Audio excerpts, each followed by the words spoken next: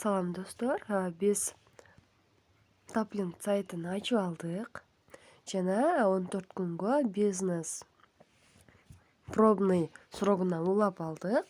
Эми биз улап алганыбыздан кийин бизде кандай мүмкүнчүлүктөр ачылды? Бул жерден добавить блог дегенди басып киребиз. Биз текст кошсок болот, ссылкаларды кошсок болот.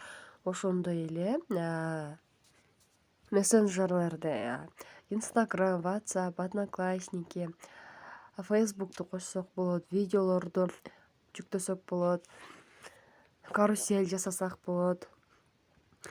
Бул жердеги баардык функциялар бизде 14 күнгө ачылды.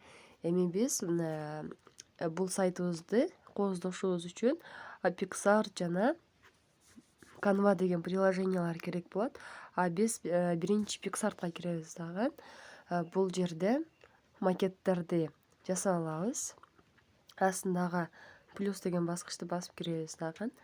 Эң астына түшөбүз. Бул жерде бизде свет фонов дегенде шахматный фон турат.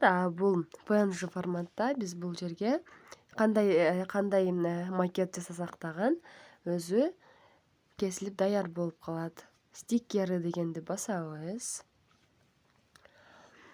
Басып туруп жогоруда оң жакта поискту басабыз дагы. Градиент деп жаза алабыз. Жазып алдык. Градиент фон деп жазабыз дагы. Бул бизге бул жерде коронанын сүрөтү жок болгон макеттерди алабыз. Мына астына чейин түшүп көрсөк болот.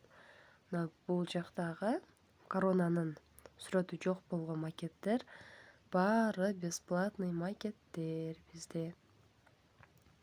Мынакей өтө эле көп. Биз азыр бул жерден бирөөсүн алабыз. Мынакей алдык, чоңойтуп алабыз дагы. Эми биз бунун ичине өзүбүз тууралуу маалымат жазабыз. Жогорудагы галочканы басып сактап алабыз дагы. Эми биз бул жерге текст кошобуз. Текст дегенди басып киребиз дагы. Биринчи эле биз өзүбүз тууралуу маалымат жазабыз. Атым Ширин. СММ IDC деп жазып алабыз. Эми кийинки катарына өтөбүз. Биз кандай кызматтарды көргөзөбүз? Мыкты таргетолог, сторис мейкер,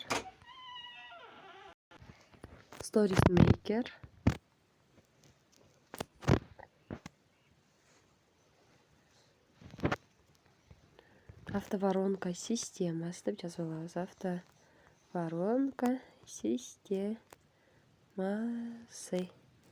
Мынакей жазып алдык. Эми биз бул текстибизди жанакы шаблондун ичине киргизип коебуз. Бир аз чоңойтобуз дагы. Мынакей мындай кылып.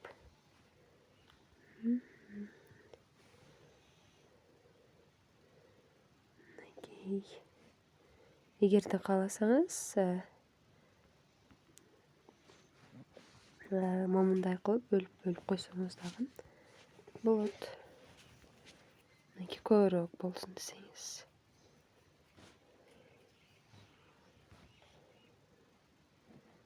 Мынакей сактап алабыз эми буну.